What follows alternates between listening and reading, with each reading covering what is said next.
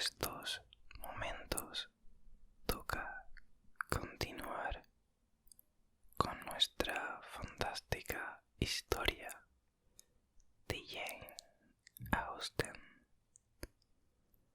Espero que puedas continuar en este punto y seguir disfrutando tanto como en el resto de capítulos.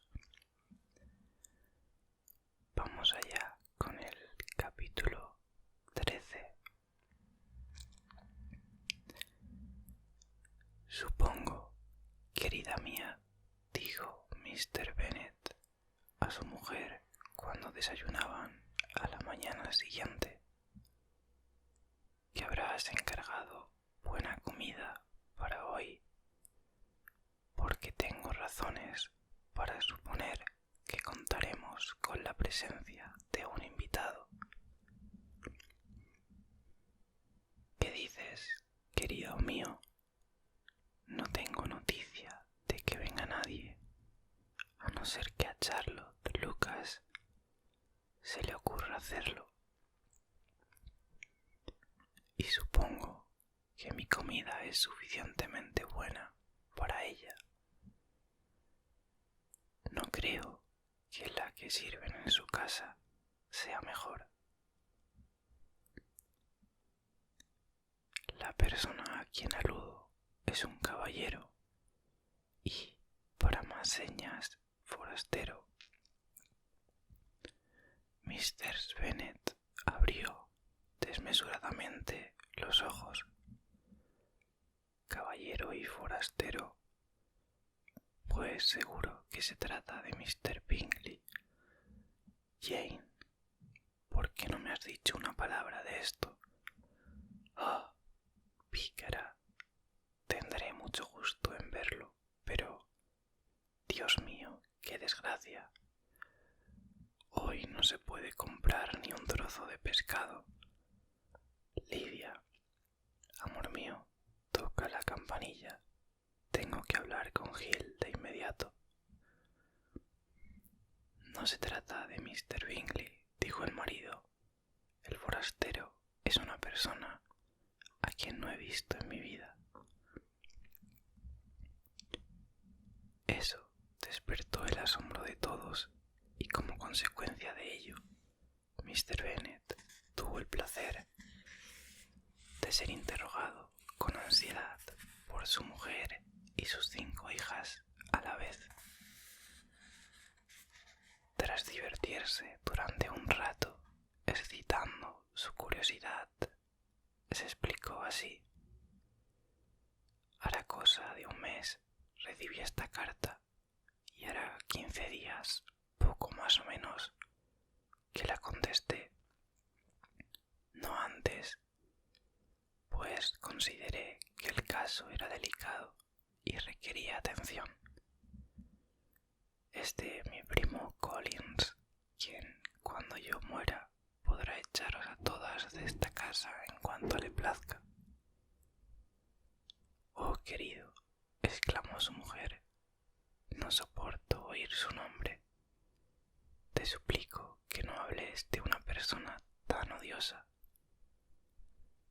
Tengo, por una desgracia, el que tus hijas no puedan heredar esta propiedad. Y estoy segura de que si me viera en tu lugar, hace tiempo que habría intentado algo para evitarlo. Jane y Elizabeth trataron de explicarle en qué consistía aquella disposición testamentaria. Ya lo habían intentado varias veces, pero era un asunto sobre el cual Mr. Bennet evitaba entrar en razón. Y así continuó lanzando frases sobre la crueldad que significaba arrebatar una propiedad a una familia con 5 hijas en favor de un hombre que a nadie importaba. Es, en verdad, una brutalidad, dijo Mr. Bennet, y nada puede justificar a Collins el pecado de heredar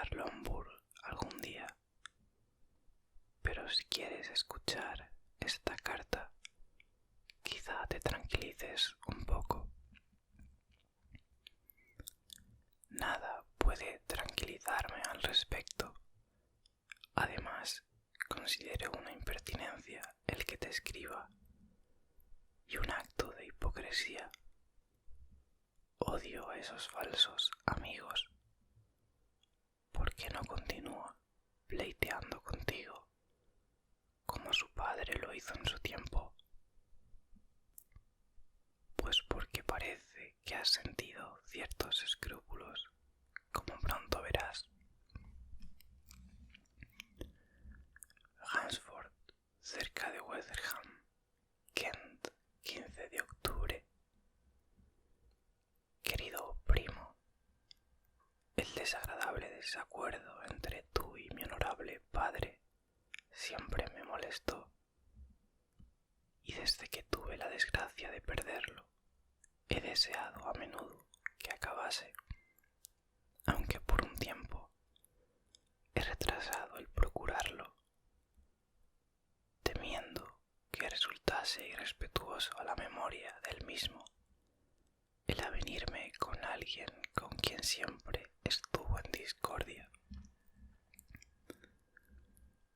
Pero me he decidido ya, pues tras tomar los hábitos en Pascua, he tenido la suerte de ser favorecido con la protección de la muy honorable Lady Catherine de Bourgh, viuda de Sir Lewis de Bourgh, cuya bondad y generosidad me ha promovido para la rectoría de su parroquia, donde tengo el firme propósito de continuar agradecido y respetuoso hacia su señoría y estar siempre dispuesto a celebrar los ritos y ceremonias instituidos por la Iglesia de Inglaterra. Por otra parte, creo que es mi obligación como eclesiástico promover y restablecer las bendiciones de la paz en todas las familias a que se extienda mi influencia, y por ese motivo considero razonable que mis deseos de buena voluntad sean dignos de alabanza y de que la circunstancia de ser heredero de Lombard sea delicadamente olvidado por ti y no te lleve a rechazar la rama de olivo que te ofrezco. No puedo por menos que lamentar ser causa de perjuicio para tus amables hijas, y permite que me disculpe por ello y te asegure mi deseo de repararlo en cuanto sea posible en adelante. Si no te opones a recibirme en tu casa, me propongo tener la satisfacción de visitarte, así como a tu familia, el lunes 18 de noviembre a las 4 de la tarde. Y acaso abuse de vuestra hospitalidad hasta el sábado siguiente por la tarde, lo que puedo hacer sin inconveniente, puesto que Lady Catherine de Bourgh no se opone a ello, con tal que algún otro eclesiástico quede apalabrado para cumplir las obligaciones del domingo. Quedo, estimado primo, con respetuosos saludos a tu esposa e hijas, tu amigo que te desea lo mejor, William Collins. Por consiguiente, dijo Mr. Bennet en cuanto plegó la carta, a las 4 debemos esperar a este caballero pacificador. Parece un joven muy instruido y distinguido, y no dudo de que su amistad sea muy valiosa para nosotros, en especial si Lady Catherine sigue siendo tan indulgente que le permita volver a vernos. Pero hay algo significativo en lo que dice respecto de nuestras hijas, repuso Mr. Bennet. si está dispuesto a darles alguna reparación, no seré yo quien lo desanime. Aunque es difícil, apuntó Jane, adivinar de qué modo entiende eso de darnos toda clase de satisfacciones. Su buen deseo lo enaltece. Elizabeth estaba extrañada, sobre todo de su extraordinaria deferencia hacia Lady Catherine y de su benigna intención de bautizar, casar y enterrar a sus feligreses cuando fuera preciso. Me parece, digo, que debe de ser un hombre sumamente raro. No consigo imaginármelo, su estilo es demasiado ampuloso. ¿Y qué puede significar eso de excusarse por ser heredero de la propiedad? No me atrevo a suponer que lo evitaría si pudiera. ¿Será papá tan delicado? No lo creo, querida. Temo más bien que resulte todo lo contrario. Hay en su carta tal mezcla de servilismo y altanería que no puedo por menos que presumirlo. Estoy impaciente por verlo. En cuanto a la redacción de la carta, dijo Mary, no encuentro defecto alguno. La idea de la rama de olivo no es completamente nueva, pero me parece que está bien expresada.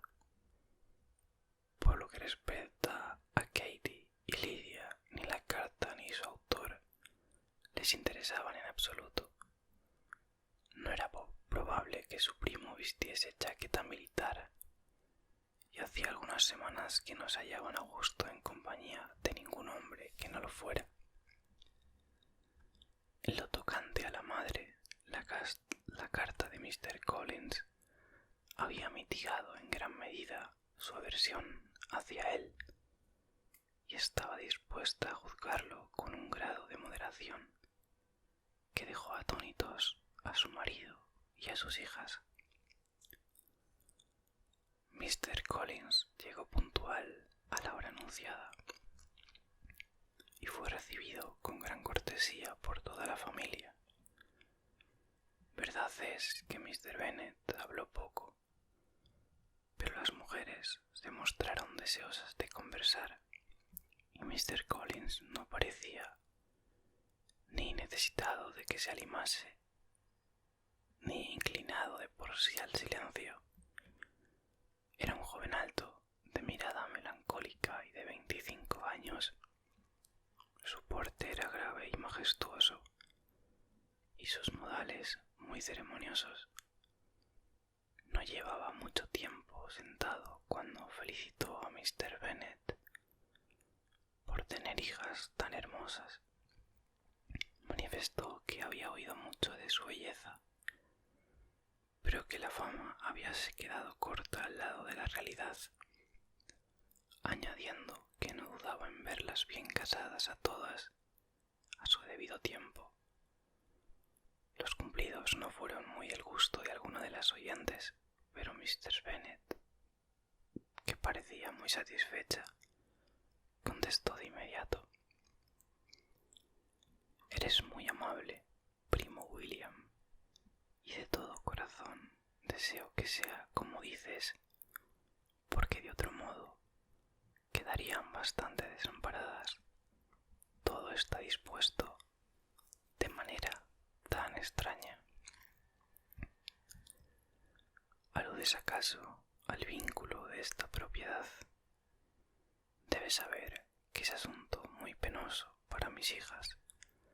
No es que te culpe, pues sé que semejantes cosas son debidas a la suerte.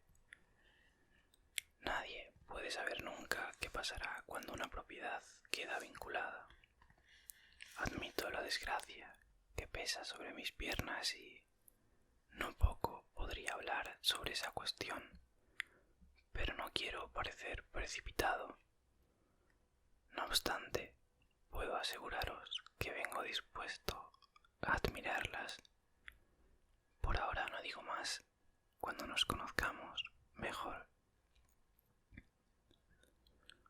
Fue interrumpido por la llamada a comer y las muchachas se miraron y sonrieron.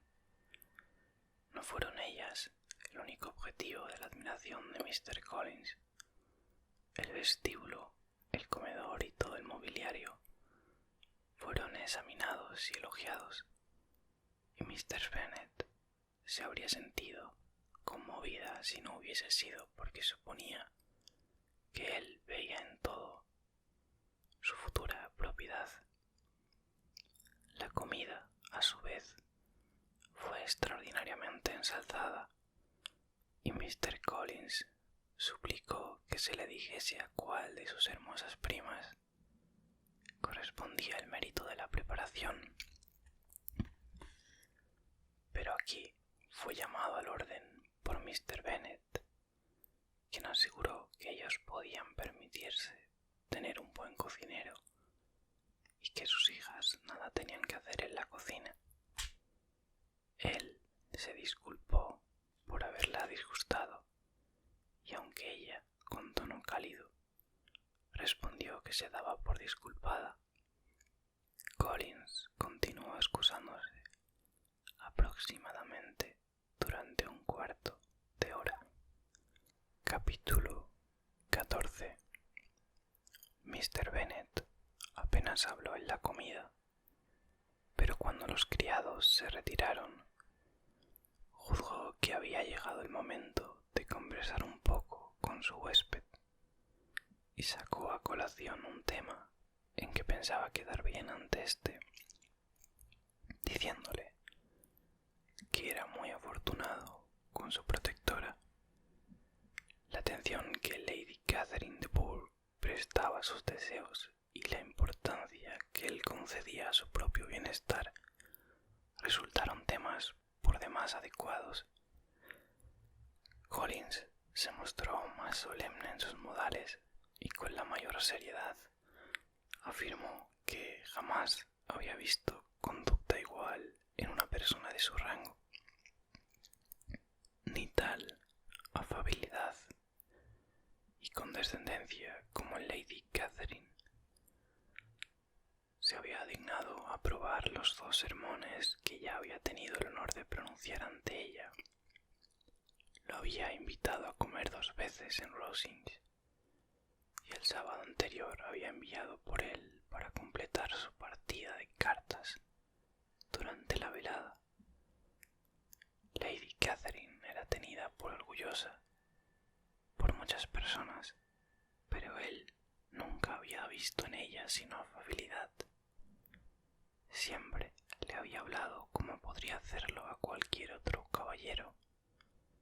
No ponía objeciones a que se reuniera con sus vecinos, ni le reprochaba el que abandonase en ocasiones su parroquia durante 1 o 2 semanas para visitar a sus parientes. Se había dignado recomendarle siempre que se casase lo más pronto posible, con tal que eligiese con prudencia, y le había visitado en su humilde abadía, aprobando cuantas modificaciones había introducido, sugiriéndole incluso alguna, entre ellas una relativa a las habitaciones de la primera planta. Cierto que todo eso está muy bien y revela una gran cortesía, dijo Mr. Bennet. Tengo por muy agradable a esa señora. Lástima que las grandes señoras en general no se le parezcan. Vive cerca de tu casa. El jardín donde se alza mi humilde residencia está separado de Rosings, morada de su excelencia, solo por un camino. Creo que has dicho que es viuda. Tiene familia. Solo una hija, la heredera de Rosings y de gran número de propiedades. Ah, exclamó Mr. Bennet, sacudiendo la cabeza. En ese caso es más afortunada que ciertas muchachas. ¿Y cómo es ella?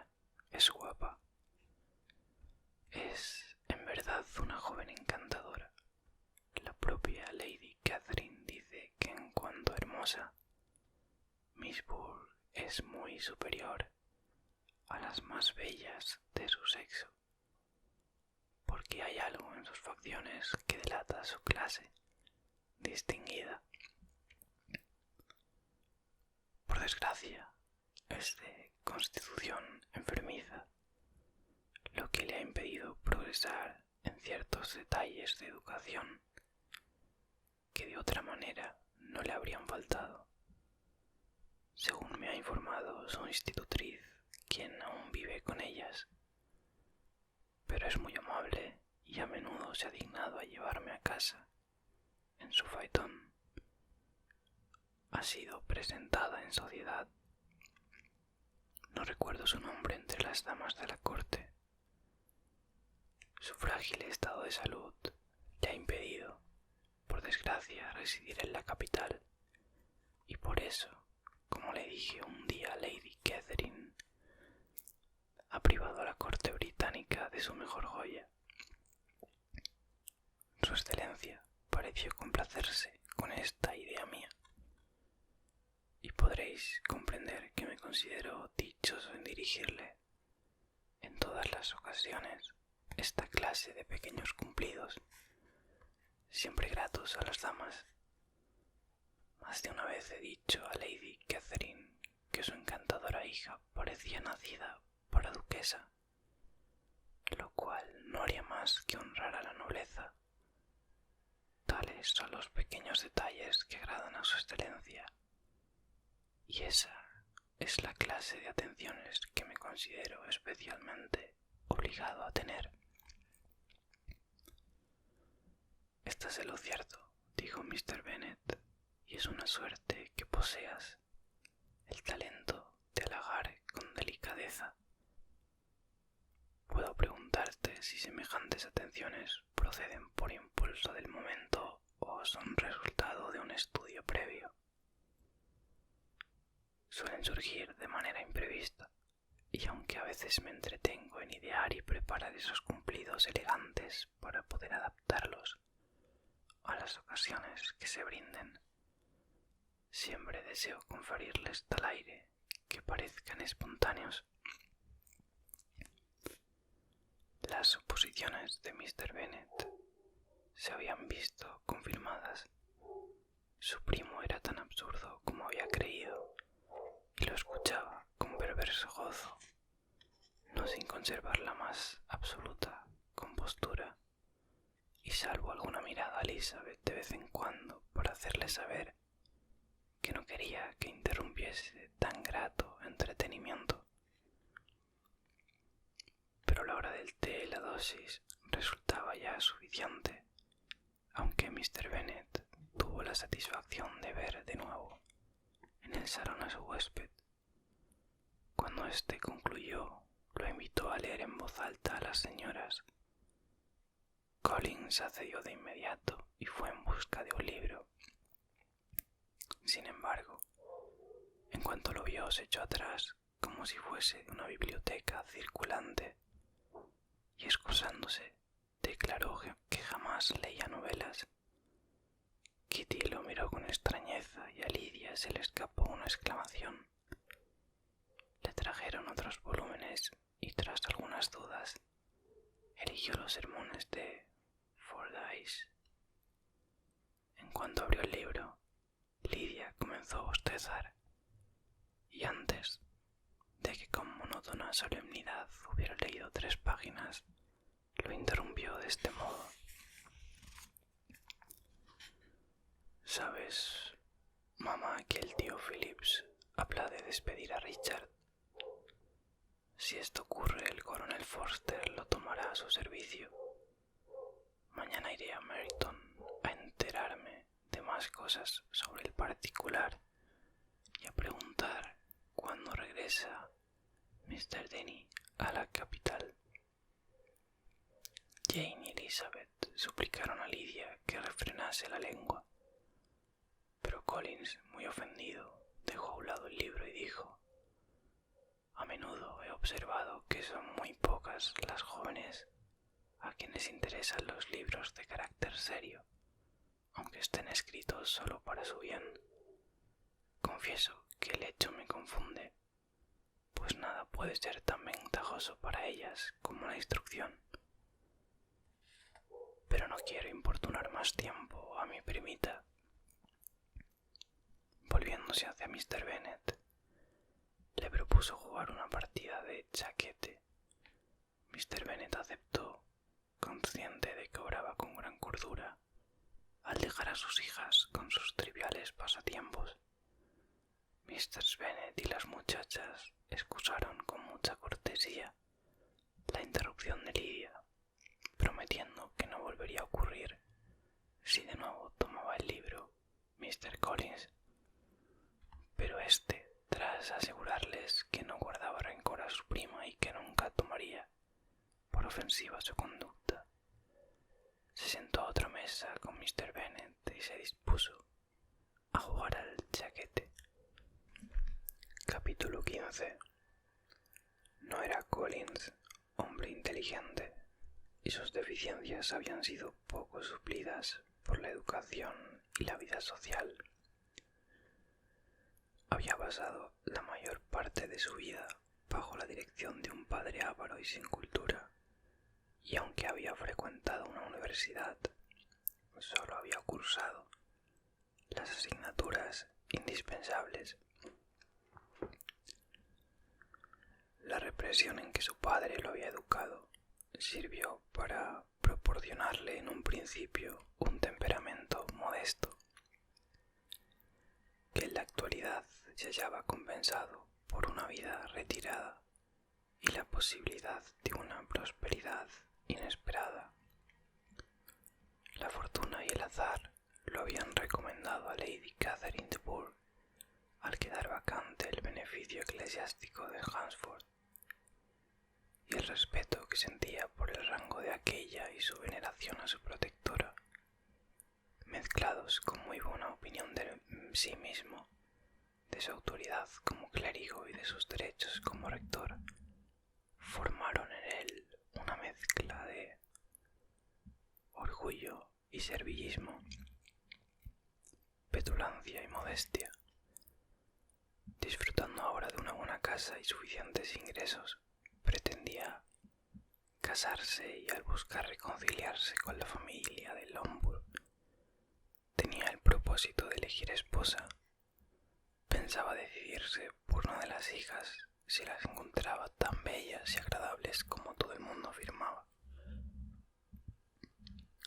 Tal era su plan de reparación y compensación por tener que heredar el patrimonio de su padre. Plan que juzgaba excelente, al tiempo que en extremo generoso y desinteresado por su parte. No varió el plan al ver a las muchachas. El atractivo rostro de Jane lo confirmó en sus propósitos, y al final de la primera velada fue ella la elegida. Pero la mañana siguiente cambió de opinión, pues en un cuarto de hora de conversación con Mr. Bennet antes de almorzar, durante el cual comenzó hablando de su casa parroquial y que condujo de modo natural a la declaración de sus proyectos de buscar el Lombard señora para la misma, oyó de sus labios, entre muy complacientes sonrisas y otras demostraciones propias para animarla, cierta advertencia relativa a Jane, en quien se había fijado. En cuanto a sus hermanas menores, nada podía decir de ellas. No le era dable contestar positivamente, pero no sabía de nadie que se hubiese adelantado. Ahora, por lo que tocaba a su hija mayor, probablemente se comprometería en breve, y creía conveniente avisárselo. Collins pasó de Jane a Elizabeth, puesto que no le queda otra opción, mientras Mr. Bennet atizaba el fuego. Elizabeth, que seguía a Jane tanto por edad como por belleza, la reemplazó por consiguiente.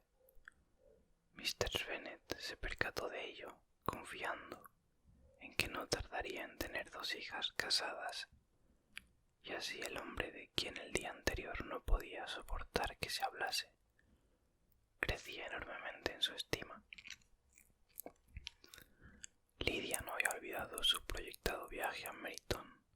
Todas sus hermanas, a excepción de Mary, accedieron a ir con ella, y Collins las acompañaría a ruegos de Mr. Bennet, deseoso de desembarazarse de él y tener su biblioteca para sí, aunque Collins lo había seguido desde el almuerzo y allí habría continuado, ocupado en apariencia en uno de los mayores volúmenes de las estanterías, pero en realidad hablándole acerca de su casa y su jardín de Hunsford, lo que fastidiaba enormemente a Bennet. En su biblioteca siempre había estado cómodo y tranquilo, y aunque acostumbrado, según había dicho Elizabeth, a encontrar locura y vanidad en las otras estancias de la casa, allí solía verse libre de semejantes cosas. Por eso se apresuró a invitar a Collins a unirse a sus dos hijas en su paseo, y este, que era en efecto más dado a pasear que a leer, se mostró encantado de cerrar su libro y marcharse.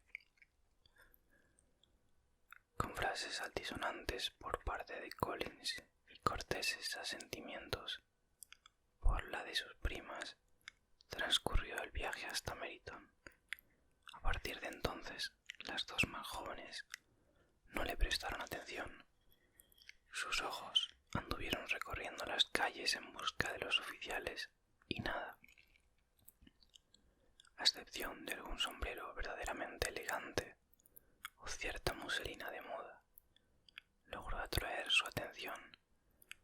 Pero la atención de todas las jóvenes se fijó pronto en un caballero a quien no conocían, de distinguido aspecto, que paseaba con un oficial al otro lado de la calle.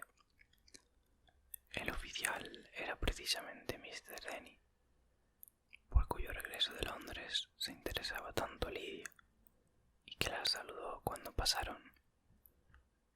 Todas quedaron sorprendidas del porte del forastero y se preguntaron quién podría ser.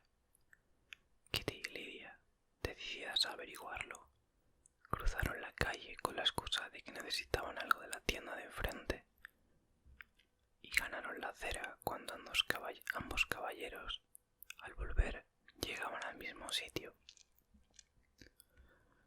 Denny se dirigió directamente a ellas y les suplicó que le permitieran presentarles a su amigo, Mr. Wickham, que había llegado con él de la capital el día anterior, y del cual tenía el honor de decir que había aceptado un destino en su regimiento. Eso era justamente lo único que faltaba, pues el joven solo necesitaba un uniforme para resultar absolutamente encantador. Su aspecto era por demás favorable, poseía apostura, finos modales, buena figura y trato ameno.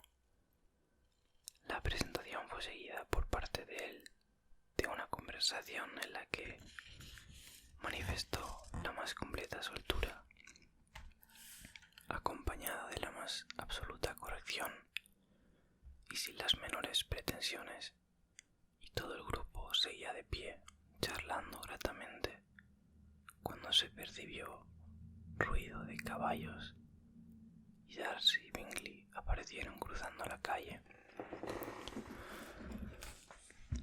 Al distinguir a las señoritas del grupo, los dos caballeros se dirigieron hacia ellas y comenzaron los saludos de rigor.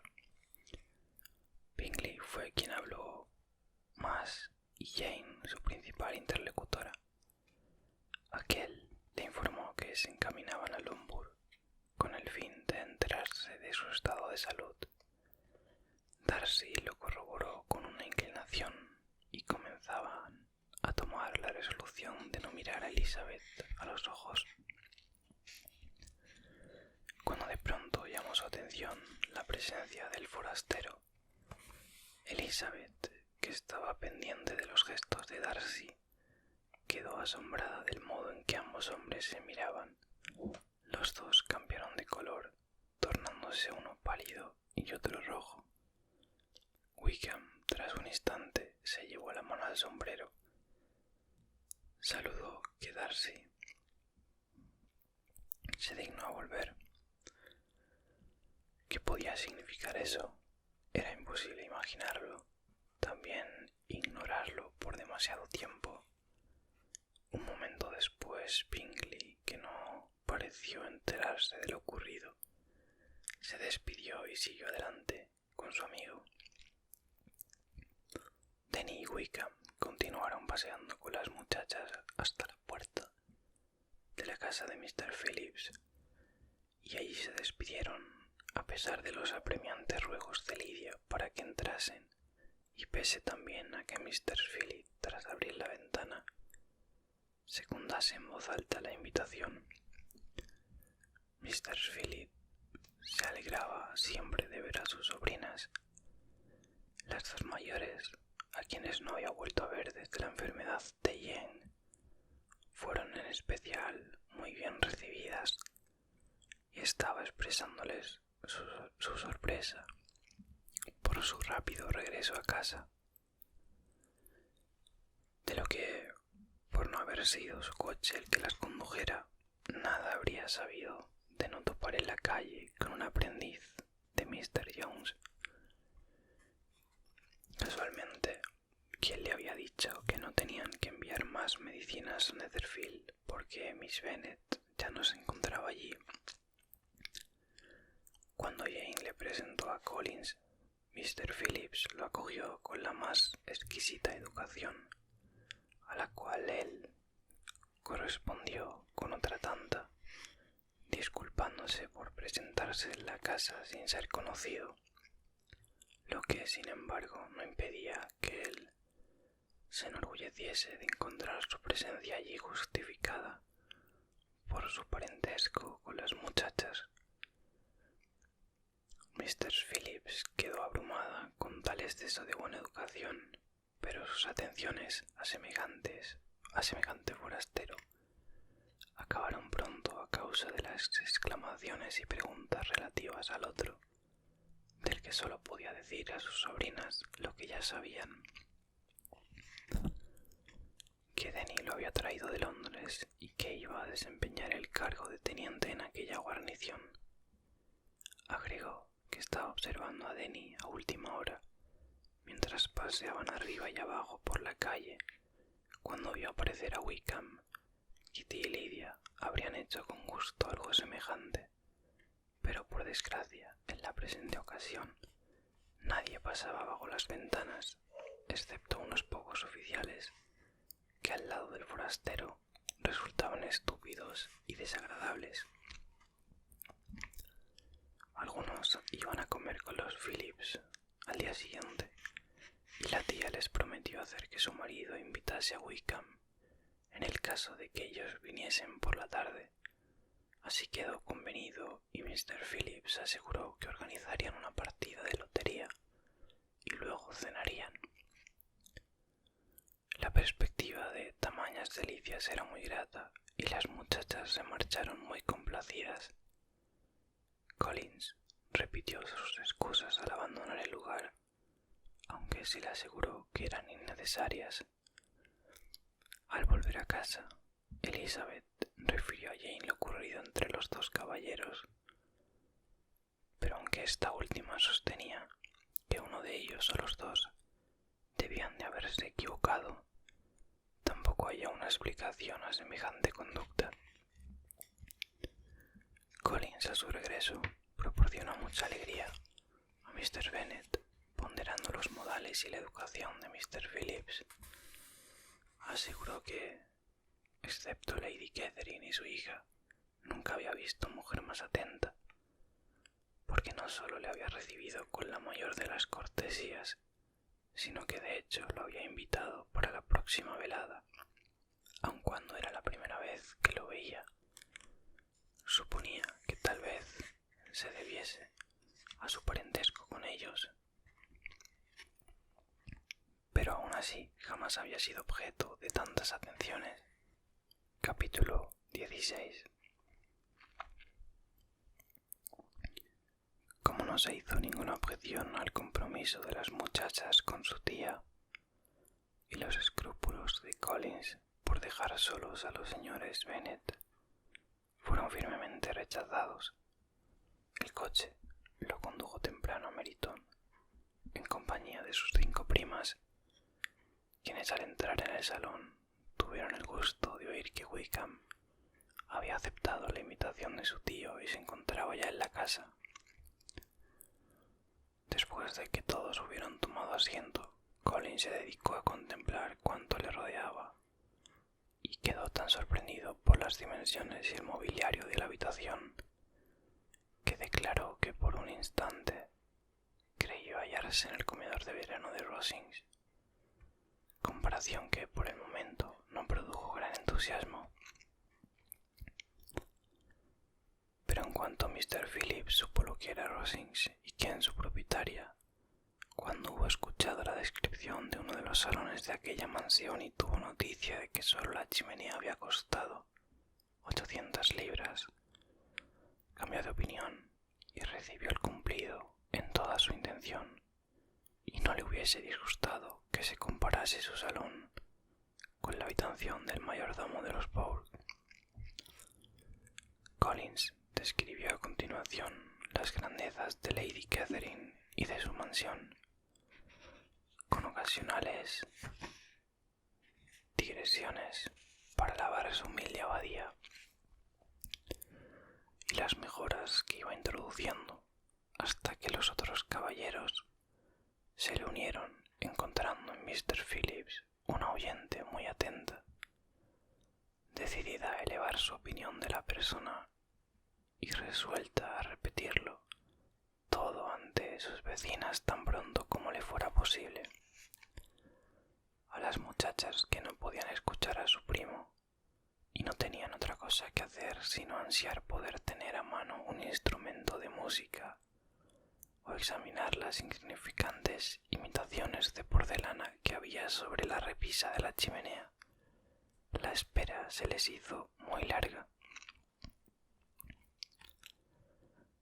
Pero por fin los caballeros se aproximaron y al entrar, Wickham en la estancia advirtió a Elizabeth que ni antes lo había visto, ni después pensado en él con excesiva admiración.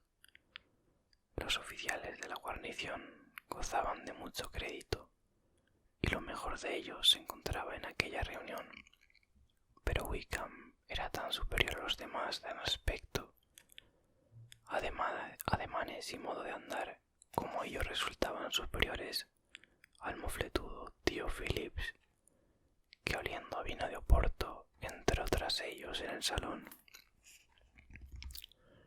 Wickham era el hombre dichoso a quien todos los ojos femeninos se volvían, y Elizabeth fue la feliz mujer junto a la cual acabó por sentarse, y el grato modo como al instante entabló conversación con ella, aunque solo fuera para hablar de que la noche era húmeda y se avecinaba una temporada lluviosa, le hizo comprender que los tópicos más comunes, más necios, más usados, pueden resultar interesantes según la habilidad de quien los emplea. Ante rivales como Wickham y los otros oficiales que le disputaban la atención a los jóvenes, Collins parecía hundirse en la insignificancia. Para ellas no era nadie, pero encontró aún, a intervalos, una amable interlocutora en Mr. Phillips, y estaba, debido a los cuidados de ésta, muy bien provisto de café y pastas. Cuando se puso a la mesa de juego, vio la oportunidad de corresponder a dicha señora sentándose a jugar al whist con ella. «Conozco poco este juego por ahora», dijo, «pero me gustaría progresar en él, habida cuenta de mi situación en la vida».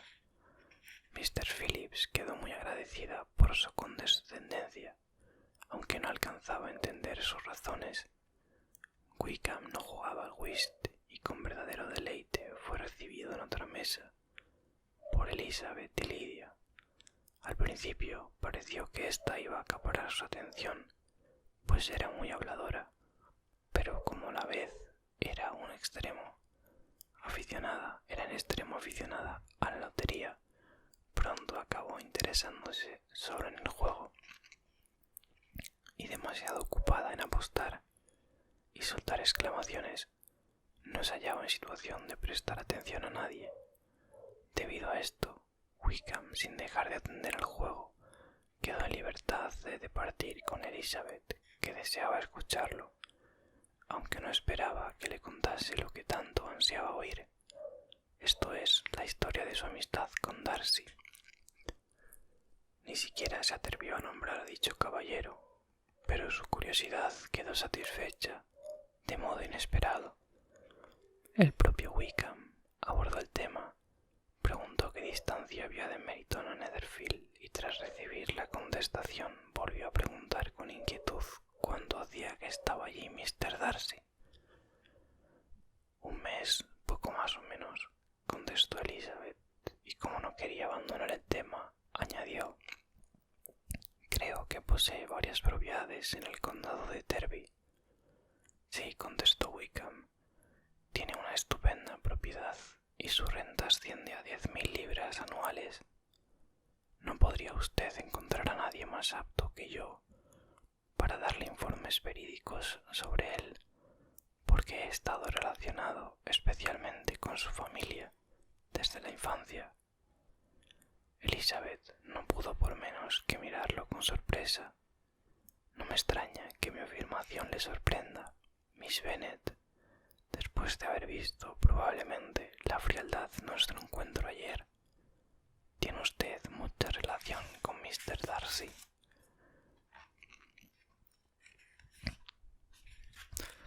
Toda la que deseo tener, respondió Elizabeth con vehemencia.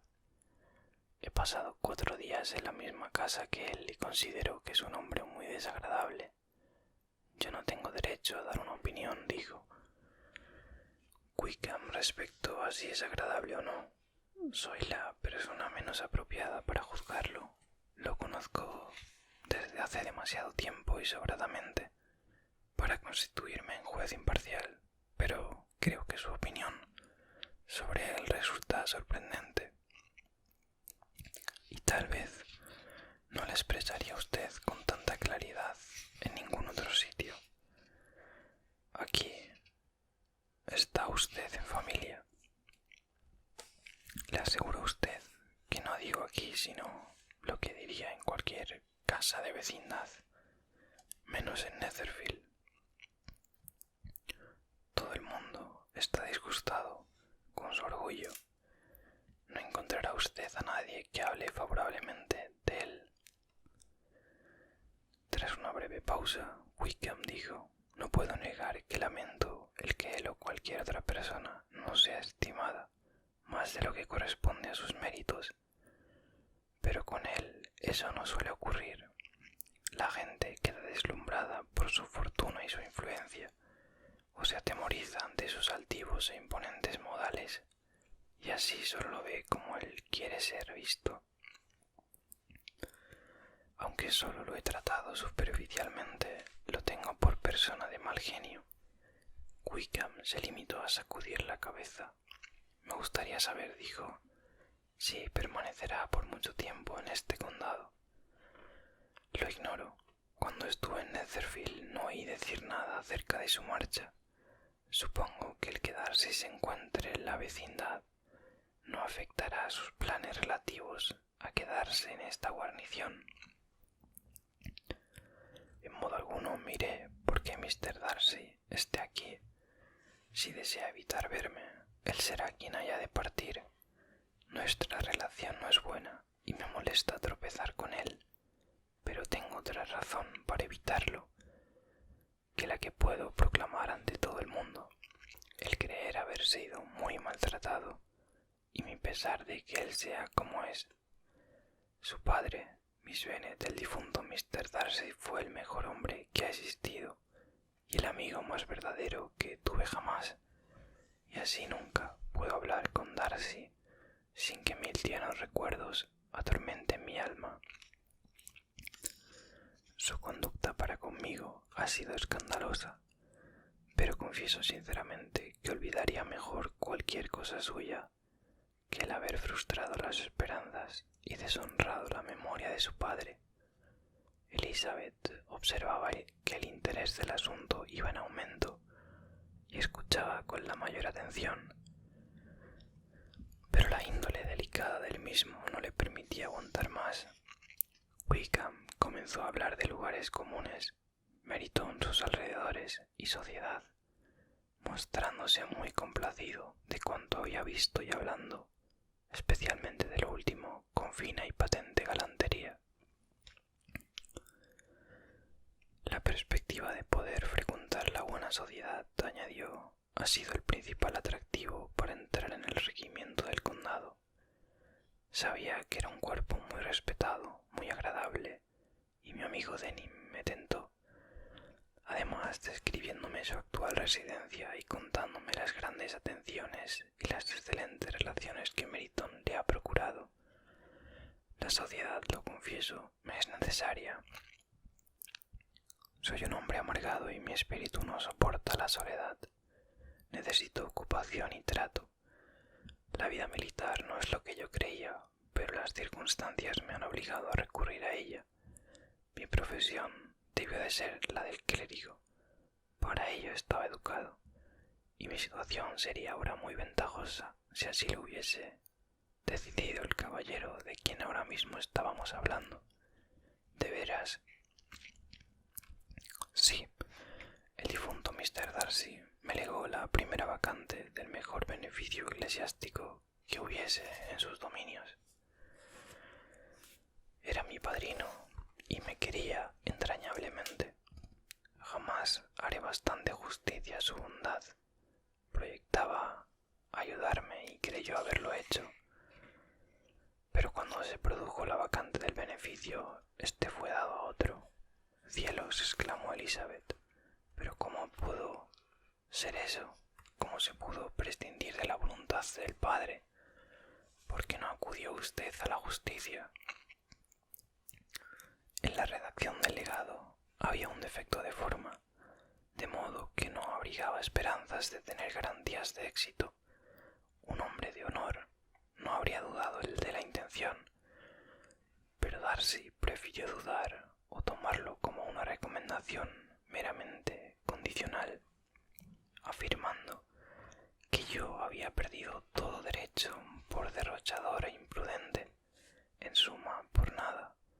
Lo cierto es que el beneficio quedó vacante hace 2 años, cuando yo tenía edad para ocuparlo, y fue concedido a otro.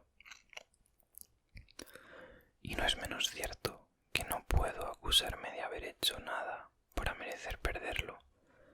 Tengo un temperamento ardiente, soy indiscreto y acaso haya expuesto algunas veces mi opinión sobre él y aun a él mismo con excesiva sinceridad. No puedo recordar nada peor en mi conducta, pero el hecho es que somos hombres muy diferentes y él me odia. Eso es verdaderamente espantoso, merece quedar desacreditado en público. Más tarde o temprano sucederá, pero no seré yo quien lo haga. Mientras no logre olvidar a su padre, no puedo provocarlo ni comprometerlo. Elizabeth elogió tales sentimientos y encontró a su interlocutor más guapo y encantador, pero continuó tras un silencio. ¿Qué puede haber dado motivo para eso? ¿Qué puede haberle inducido a obrar con tanta crueldad? Una aversión firme y absoluta hacia mí, que solo puedo atribuir a los celos. Si el difunto Mr. Darcy me hubiera querido menos, su hijo me habría tolerado mejor, pero el extraordinario afecto de su padre hacia mí le molestó, según creo, desde temprana edad. No tenía carácter para hacer frente a aquella especie de competencia en que nos hallábamos y a la preferencia que su padre me dispensaba a menudo. No imaginaba que Darcy fuera tan malvado, pues aunque nunca me ha gustado, jamás he pensado de él tan mal. Había juzgado que despreciaba a la gente en general, pero no sospeché que llegara a tan maligna venganza, a tal injusticia, a semejante falta de humanidad. Tras unos minutos de reflexión, añadió: recuerdo que un día se jactaba en Netherfield de lo implacable de sus sentimientos, de tener un carácter que no perdonaba. Debe de tener un temperamento terrible. Prefiero no calificarlo, replicó Wickham. Me resulta difícil ser justo con él. Elizabeth meditó de nuevo y exclamó: tratar de semejante manera al ahijado, al amigo, al favorito de su padre, y podría haber añadido a un joven, además como usted, cuyo solo aspecto revela su amabilidad. Pero se limitó a decir: y a uno de más que acaso haya sido su compañero de juegos en la infancia, y según creo que me ha dicho su amigo íntimo, él y yo nacimos en la misma parroquia. Pasamos juntos la mayor parte de nuestra juventud, viviendo en la misma casa, participando en los mismos juegos, siendo objeto de los mismos cuidados paternales. Mi padre comenzó ejerciendo la misma profesión que su tío, Mr. Phillips, pero lo abandonó todo para ponerse a disposición de Mr. Darcy y consagró su tiempo al cuidado de la hacienda de Pemberley. El difunto Mr. Darcy lo estimaba mucho, lo consideraba su mejor amigo y confidente. Por eso, poco antes de fallecer, mi padre le prometió que cuidaría de mí, y estoy seguro de que lo hizo tanto para pagar una deuda de gratitud como por afecto hacia mí. «Qué extraño», exclamó Elizabeth. «Me asombra que el mismo orgullo de Mr. Darcy no le hacía justo con usted, sino por otro motivo, pues por ser lo bastante orgulloso para ser honrado, ya que su proceder no era otra cosa que falta de honradez». «Es raro, en efecto», dijo Wickham, «porque en casi todas sus acciones se revela el orgullo, y el orgullo ha sido siempre su mejor amigo. El orgullo ha sido unido a la virtud más que cualquier otro sentimiento, pero en nuestro caso ninguno de los dos se atuvo a su carácter, y en su conducta para conmigo hubo impulsos más fuertes que el orgullo». ¿Es posible que un orgullo tan abominable haya podido producir en él algún bien? Sí, con frecuencia lo ha arrastrado a ser generoso, a dar su dinero, a mostrarse hospitalario, a ayudar a sus arrendatarios, a socorrer al pobre. El orgullo de familia, orgullo de hijo, porque está muy orgulloso de lo que era su padre, lo han inducido a orar así. El deseo de hacer ver que no desmerecía a su familia, que no disminuía en cuanto a popularidad ni perdía la influencia de la casa de Pemberley, ha sido su poderoso acicate. Tiene también una obsesión fraternal que, unida a una leve manifestación de cariño, lo ha convertido en amable y solicito tutor de su hermana. Más de una vez oirá usted que es tenido por el mejor hermano que puede haber. ¿Qué tal clase de muchacha es Miss Darcy? Él sacudió la cabeza. Desearía poder definirla como amable. Me da pena hablar mal de un Darcy. Cuando niña era afectuosa y complaciente y sentía gran afecto por mí, que he consagrado horas a su entretenimiento, pero en la actualidad no representa nada para mí. Es una muchacha bella, entre los 15 y los 18 años, y creo que muy bien educada. Desde la muerte de su padre ha residido en Londres con una señora que cuida de su educación. Tras muchas pausas y muchos intentos de abordar otros asuntos, Elizabeth no pudo impedir volver de nuevo al primer tema, diciendo: «Estoy asombrada de la intimidad de Darcy con Mr. Bingley, como este que parece el buen humor en persona y que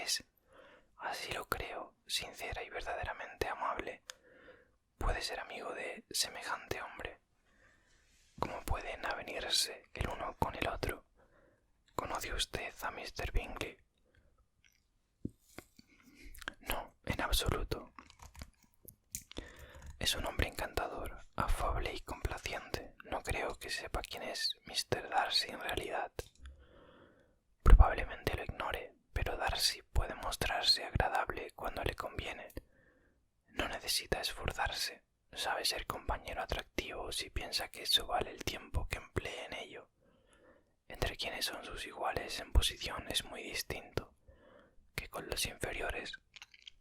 Su arrogancia jamás lo abandona. Pero con el rico se muestra liberal, justo, sincero, razonable, honrado, incluso hasta agradable, a lo cual contribuyen su fortuna y su figura. Una vez terminada la partida de whist, los jugadores se congregaron alrededor de la otra mesa, y Colin se situó entre su prima Elizabeth y Mr. Phillips. Esta le hizo las preguntas de rigor sobre el resultado del juego. No había tenido suerte, pero cuando la señora comenzó a expresar lo mucho que lo lamentaba, él le aseguró con la mayor gravedad que la cosa no revestía importancia, ya que consideraba poca cosa el dinero, y le suplicó que no se inquietase por ello. Sé muy bien, señora, que cuando uno se sienta ante una mesa de juego ha de someterse al azar, y felizmente no estoy en situación de conceder importancia a 5 chelines. Sin duda, habrá muchos que no podrían decir lo mismo, pero gracias a Lady Catherine de Bourgh estoy muy lejos de necesitar fijarme en tales pequeñeces. Wickham dirigió entonces la atención a él y tras observarlo por unos minutos preguntó en voz baja a Elizabeth si su pariente estaba muy relacionado con la familia de Bourgh. Lady Catherine de Bourgh, respondió ella, le ha concedido hace poco un beneficio eclesiástico. Ignoro quién lo recomendó, pero estoy segura de que no hace mucho que se conocen. Usted sabrá con seguridad que Lady Catherine de Bourgh y Lady Anne Darcy eran hermanas y que, por consiguiente, aquella es hoy día la tía de Mr. Darcy. No sabía nada de los parentescos de Lady Catherine. Nunca había oído hablar de ella hasta anteayer. Su hija, Miss de Bourgh, poseerá una enorme fortuna y dícese que ella y su primo unirán los dos patrimonios.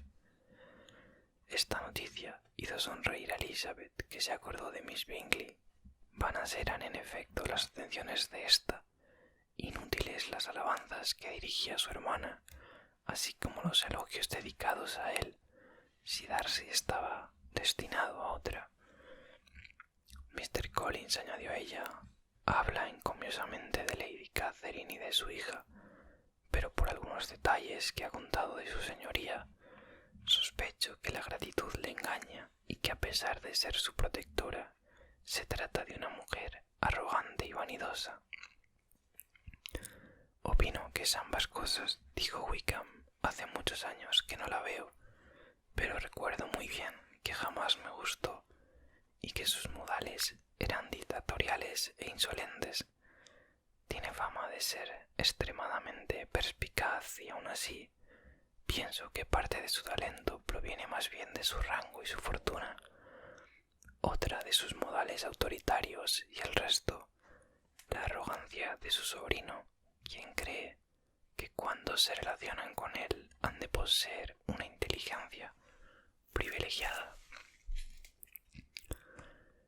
Elizabeth confesó que se había expresado de manera muy razonable y ambos continuaron hablando con satisfacción hasta que la cena puso fin a la partida de cartas y proporcionó a las demás mujeres parte de la atención de Wickham, cuya charla se veía interrumpida por los comentarios de Mr. Phillips, pero sus modales resultaron agradables a todas. Cuando decía, lo decía bien, y cuando hacía estaba bien hecho. Elizabeth se marchó con la imagen de él profundamente grabada en su espíritu. No pudo pensar sino en Wickham, y en cuanto éste le había dicho mientras se dirigían a su casa, pero no tuvo ocasión de mencionar su nombre en todo el camino, pues ni Lydia ni Collins dejaron de hablar. Aquella habló sin parar de sus pérdidas y ganancias en la lotería, y en cuanto a este, ni por un instante dejó de elogiar la finca de los Phillips. Asegurar que no le hacían mella sus pérdidas en el whist, enumerar los platos de la cena y repetir varias veces lo molesto que debía de ser para sus primas soportar su verborrea, a pesar de lo cual continuó con ella hasta llegar a Longbourn. Pues aquí queda una parte más. Puedes tanto dormirte como ver cualquier otra cosa, pero decirte que vas a tener una lista de reproducción para continuar en el punto que quieras de esta bonita historia. Yo me despido por aquí y te deseo felices sueños.